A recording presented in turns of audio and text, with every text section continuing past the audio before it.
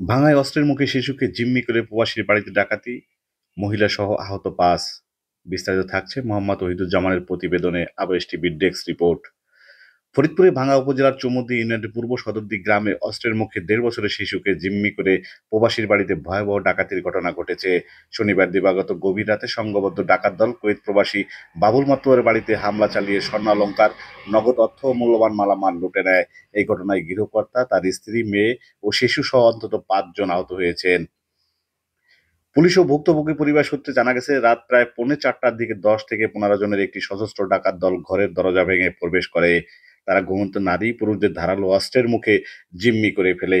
এই সময় কিছু বুঝে ওঠার আগেই ১.৫ বছরের শিশু আনিশার গলায় অস্ত্র ঠেকিয়ে পরিবারের সদস্যদের উপর তাণ্ডব চালায় ডাকাতেরা। ডাকাত দল প্রায় ১০ ভরি স্বর্ণালংকার, ১.৫ লক্ষ নগদ টাকা ও ঘরের বিভিন্ন মালামাল লুট করে নিয়ে যায়। বাধা দেওয়ার চেষ্টা করায় গৃহকর্তা বাবুল মাতুব্বর, তার স্ত্রী রোজিনা বেগম, মেয়ে শ্রাবন্তী ও শিশু আনিশা আহত হয়। বৃদ্ধা রোজিনা বেগমকে বেধড়ক মারধর করায় তিনি গুরুতর আহত অবস্থায় চিকিৎসাধীন আছেন। প্রতিবেশী আনোয়ার মাতুব্বর জানায়, ভোর রাতে ডাকাত ডাকাত চিৎকার শুনে ছুটে এসে আমরা ঘটনাটি জানতে পারি।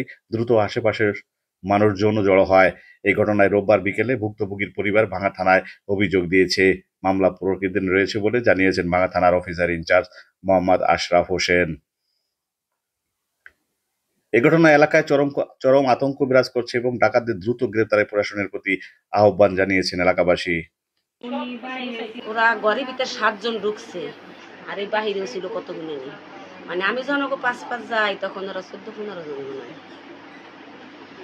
পরে এইখান থেকে ওই রুমে গেছে, ওইখানে যাইয়ে আমি তো বসা, আমার হাজব্যান্ড হলো শোয়া, আমার মেয়েরা শোয়া, নাতিন শোয়া। যাইয়ে আমারে মানে যাইয়ে আমার মুখের উপর লাইট ধরছে, কয় এই আমরা আম্মু না, আমরা ডাকাইত। কইছে পরে আমার স্বামীও শোয়া আর কি। আর আমি চিৎকার দিছি জোরে বাগে, ডাকাইত ডাকাইত করি, রে কি ডাকতে আসো, আমার ঘরে ডাকাইতেছে কইছি। পরে আমার চুল ধইরে আচার দিয়ে মাটিতে ফেলাই দিছে। আমার স্বামী চিৎকার দিতে পারে, উনার এই যে রড আছে না, এই রড দিয়ে যে 2টা বাড়ি দিতে পারে, উনি অজ্ঞান হয়ে গেছে। উনি আর ওরে ২৭টা জন লোক ঢুকছে ডাকাত ঢুকে, মনে করেন জিনিস গ্রহণ, মনে করেন জিনিস নিয়েছে, মনে করেন ১০ হইতে ১২ ভরি স্বর্ণ নিছে। তারপর হলো আপনার টাকা আছিল ১.৫ লক্ষ টাকার উপরে ছিল, মানে গোনা না ১.৫ লক্ষ টাকার উপরে ছিল টাকা নিচ্ছে। তারপর হ্যাঁ স্বামী স্ত্রী ২ জনকে কোবাই, একজনকে কোপ দিছে, একজনকে বাইরেছে, আতুর দিয়ে বাইরেছে, মহিলাকে আতুর দিয়ে বাইরেছে। বাইরে দেখলাম অনেক মারধর করছে। মারধর করার পরে আবার ওই যে ড্যাগার ধরছিল নাতিনের উপরে, বুঝছেন? এই যে মহিলার নাতিনের উপর ড্যাগার ধরছে, তুমি জিনিস গহনা যা আছে সব বাইর করে দাও, নাহলে কিন্তু ওর মাইরে ফেলো। ওই নাতিন মারা খাইছে, নাতিন মারা খাইলে তখন আর কি ভয়টা আর কি ওই জিনিস করে বাইর করে। হয়তো চিল্লি শুনছি, শোনার পরে হয়তো জানা উঠছি, উঠার পরে দেখি আমাদের দরজা বাড়া ধাক্কান ছেল দেওয়া।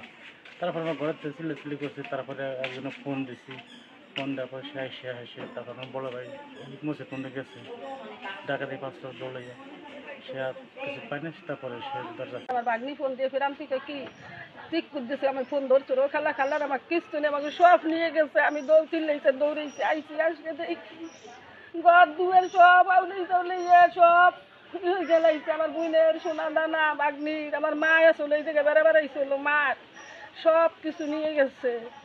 তাহা আসলে আমার বোনের দর্জি কামড়ে করিয়ে 2টা ব্যাংক ভরছে। আর মাসে কিস্তির টাকা দিয়ে গেছে ৪৫,০০০। আমার বাগনির ব্যাগে আসলে ১০,০০০ টাকা। তার বাগনির মোবাইল জিনিস আসলো বেসলা আইসেন, নাতিনের ঘরে ডাকাত দরিয়ে কয় বেড়ালারে কাটিয়ে ফেলাবো। সব জিনিসপাতি সব নিয়ে গেছে, কিছু না। আমার বুইনেরে মারছে, আমার বনাইরে মারছে। আমার ছোট বাগনির পায়ে বুট 2টা দিয়ে ভাড়া দিয়ে কয় তোর কাছে আংটি আছে, আংটি দে।